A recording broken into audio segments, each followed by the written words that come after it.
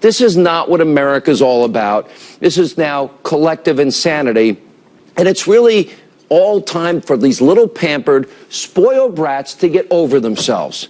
The election has been won, and Donald Trump will be your next president. Joining us now is President-elect Donald Trump, senior advisor Kellyanne Conway. We've been friends for over 20 years. Did I ever send you a therapy dog? Did I ever send you hot cocoa? Did I ever give you a crying room because you lost? Did we ever protest together? I don't think so. Maybe a cigar and a cognac here and there, which is more our style.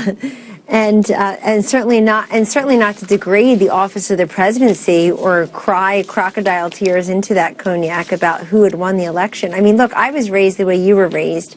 Very humble beginnings, but most importantly, we were always raised to respect the office of the presidency and its current occupant and the flag. And that's it, and all that that represents. And, you know, Sean, when I listen to the protesters, when I listen to the professional politicians whine and cry over Donald Trump's election, I haven't heard anything new. All of their grievances and complaints are so pre-election. We heard all of this. We heard it constantly from the elites. We heard it from the mainstream media. We heard it from many of the paid protesters before the election, and yet it was rejected. Donald Trump got he got 60 million, 65 million votes. He got over 42 million, about 30 million of women voted for him. He got a larger percentage of the African-American vote, larger percentage of the Hispanic vote, about the same percentage, slightly higher among unmarried women. I mean, this is a man who was elected fairly and squarely. And by the way, what do these people actually fear? Do they fear that he is going to provide job creation and economic growth for all those folks who are being told by college professors we're going to have safe spaces and we're now going to give college credits if you'll protest the election of Donald Trump? I'll tell you what, 2 weeks ago, what was all the narrative? All the talk on cable TV and elsewhere was what?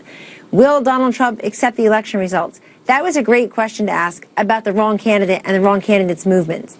And it's the people who defied Donald Trump before he was elected who now will not accept the election results. I like the fact that Joe Biden today, the vice president, said that they weren't ready, their government wasn't ready right away, and the Trump-Pence administration can't be formed overnight either. He said he feels, quote, confident in having met with Vice President Pence and his family today. He feels confident that the government is in good hands. So, you know what, folks? You were for Obama and Biden. Listen to Obama and Biden. They're trying to give Trump and Pence a chance. Look, they need it. It's not easy to build a government, but you see what's happening. Even Alan Dershowitz went to bat for Steve Bannon, and Joel Pollak and Pam Geller, prominent members of the American Jewish community, saying that this is a smear and a slander against Steve Bannon. You see what's written about Rudy Giuliani, obviously an attempt to prevent Donald Trump from picking Rudy Giuliani. And I'm going to argue that whoever he picks is going to come under a lot of scrutiny and fire that Obama's picks never came under. Are you prepared for what the continuation, basically, of a corrupt media that had colluded, and we learned had colluded with the Clinton campaign during the election cycle? Do you expect that it's going to be different for you guys? Well, we know it's going to be the same it was pre-election. And I would just tell these people, give this president-elect his opportunity to nominate and to appoint his cabinet, his senior team. And the idea that it's presumptively negative against each of them, the idea that the person is guilty until proven innocent as a senior staffer or a member of the cabinet is really unprecedented, Sean. And I will tell you about a meeting I had today with President-elect Trump and Leonard Leo, the head of the Federalist Society, Senator Sessions was there. We talked about the Supreme Court. We talked about President-elect Trump's list of 21 possible nominees to the United States Supreme Court to fill that vacancy due to the untimely death of conservative jurist and constitutional hero Antonin Scalia. And we talked through the list. We talked about all the vacancies in the federal judiciary below the United States Supreme Court, in the circuit courts, and other legal positions. It was a very productive meeting. And I think if people had witnessed that meeting, they would see that this is a very engaged president-elect who's going to make good on his campaign promises and do what's right by the country. But, you know, we're just treating these adolescents and these millennials like precious snowflakes. I'm just amazed how many texts and emails I'm receiving as one person of all these professors saying you don't have to take the test, you can get college credit if you protest. What's the worst thing that can happen to these millennials? That Donald Trump will make good on his promise to create 25 million new jobs, that he'll unleash energy investment, that he'll get rid of the Obamacare penalty on day one so that you're not forced to buy government-run health care. I mean, what is the worst thing that can happen to them? That millions of Americans currently in poverty and without health insurance will actually do it? Get it? Okay. What will Kellyanne's position be in the Trump administration? Well, President-elect Trump has made very clear that he would like me to continue to serve him the way I have been, in a very unique position for him.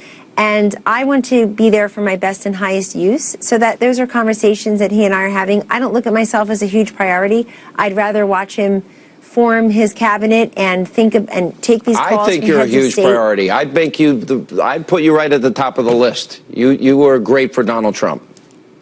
Well, thank you. I will continue to support him and his presidency, and Vice President Mike Pence, whom I've worked with for a dozen years, any way that they feel that I can be most helpful. I only want one thing from Mr. Trump, and it's not an invitation to a stupid ball. I hate them, or the White House Correspondents' Dinner. I've never gone. You're coming. Huh? Inauguration Day is my 50th birthday. You have to come. Okay, I'll try. I've never been to one. I only want one thing. Just keep your promises. Keep your promises, and don't listen to these idiots in Washington. That's my advice. Sean, he's already doing it. He's already draining the swamp, and I think that's why you get all of these negative, unattributed quotes in the print press these days, and some people on TV who don't know what they're talking about. I think they're scared to death that this guy is really going to shake up the system, that he means what he says when he says we don't need all these consultants, we don't need all these lobbyists, we don't need all these the professional Drain class, the what swamp, I've always called the, quote, staph infection. All right, good to see you, and I know you will be a huge asset to his team. Thanks for being with us. Thank you.